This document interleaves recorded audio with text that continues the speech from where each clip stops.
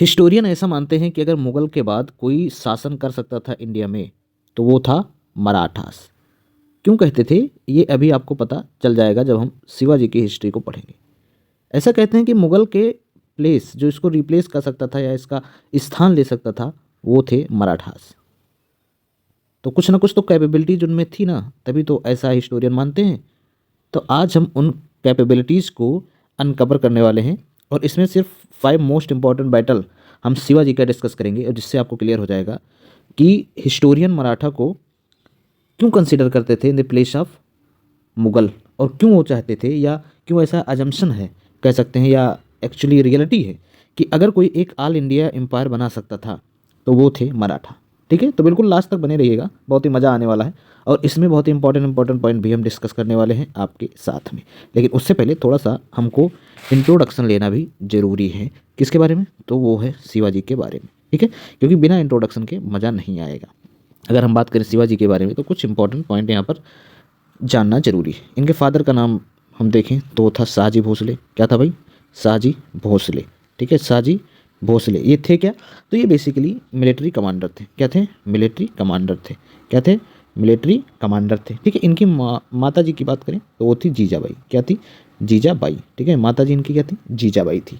Okay, इसके साथ में एक पॉइंट और है, इनका जन्म कब हुआ? तो है 1630 में इनका जन्म हुआ।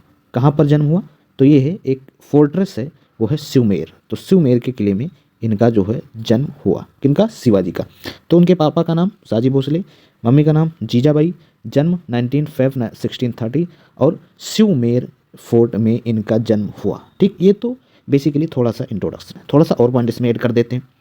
बेसिकली इनको 1637 में जो है अपने पिताजी से इनकी जागीर उनकी मिली। ठीक है, फादर की जागीर इनको मिली।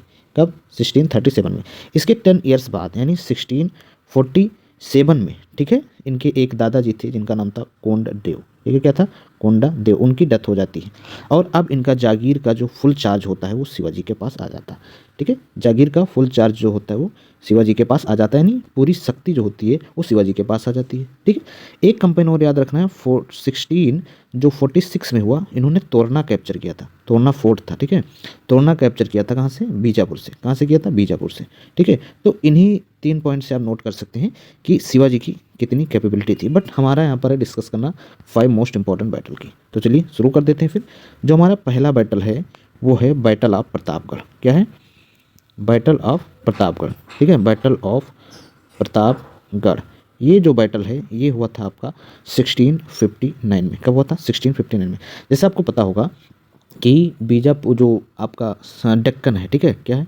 डेक्कन, उसमें कुछ स्टेट थे जैसे अहमदनगर हो गया, बीजापुर हो गया, गोलकुंडा हो गया, बरार हो गया और बीदर हो गया। ठीक है, ये सारे थे। तो जब बहमनी हमारा सल्तनत टूटा था, बहमनी सल्तनत टूटा था, तब ये सारे स्टेट इमर्ज हुए थे। तो इनमें से एक थे अहमदनगर और अहमदनगर का एक रूलर था जो थे आदिल शाह। क्या थे भाई? आदिल शाह। ठीक है, आदिल शाह। इन्होंने बेसिकली आदिल शाह ने तीन रिप्रेजेंटेटिव को भेजा था। पहले रिप्रेजेंटेटिव यानी पहली लड़ाई जो थी वो थी अफजल खान के साथ।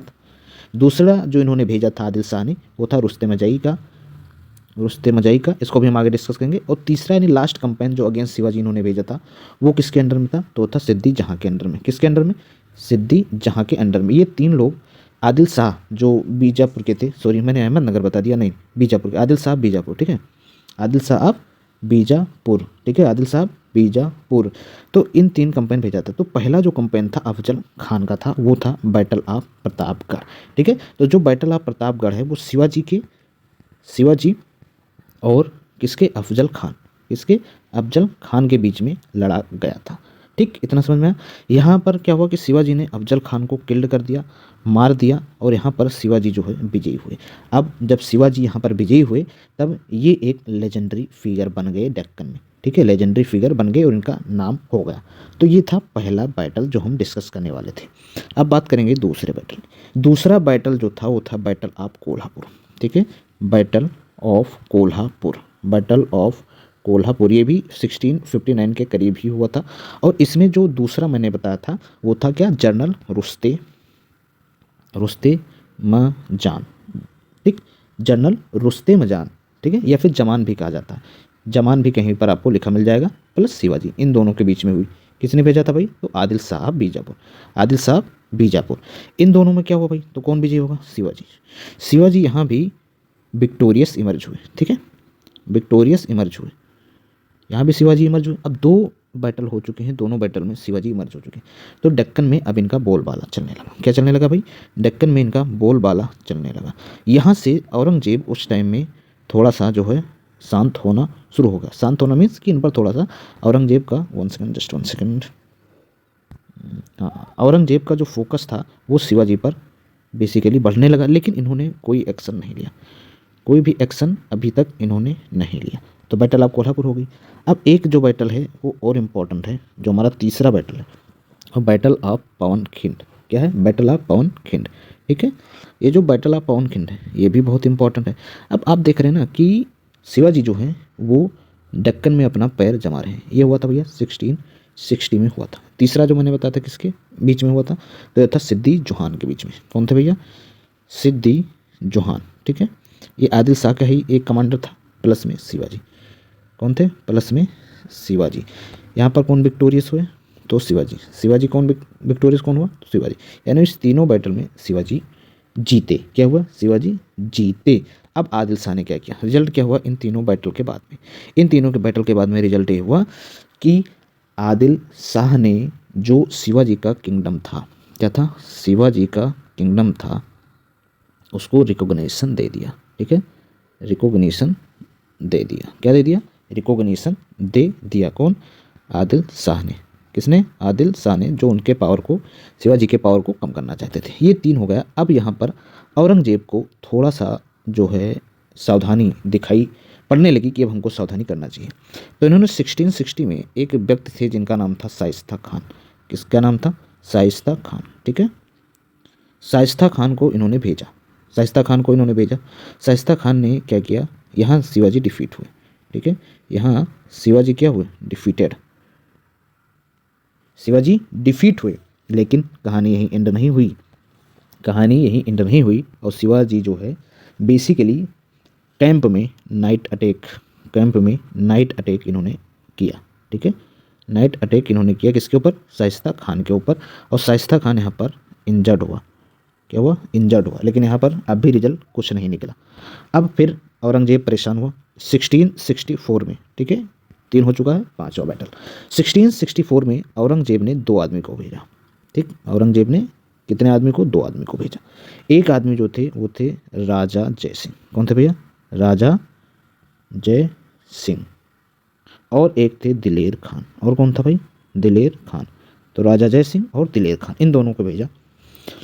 कहाँ पर? पुरंदर। कहाँ पर भैया? पुरंदर। इन दोनों ने शिवाजी को डिफीट किया, ठीक है। शिवाजी डिफीटेड हुए। निगोशिएशन हुआ। क्या हुआ? निगोशिएशन हुआ। और यहाँ पर साइन हुई treaty of Purandar. Treaty of Purandar. ये एक सेटबैक था शिवाजी के लिए, ये एक बहुत बड़ा सेटबैक था शिवाजी के लिए।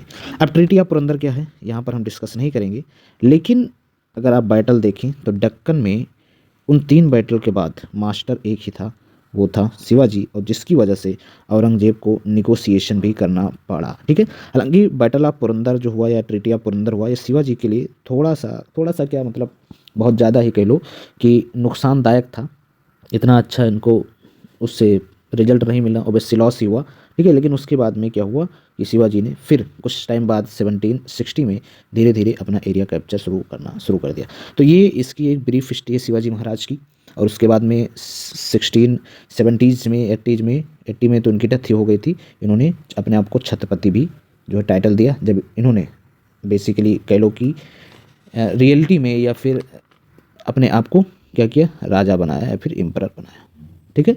तो ये जो है इंपॉर्टेंट बैटल थी और कुछ इंपॉर्टेंट पॉइंट थे जो शिवाजी के बारे में जानना आपको जरूरी था, राइट। तो वीडियो कैसी लगी कमेंट सेक्शन में ज़रूर बताइएगा। कुछ भी डाउट हो, कोई भी क्वेरीज हो तो आप पूछ सकते हैं, आपके हर एक क्वेरीज का सलूशन दिया जाएगा।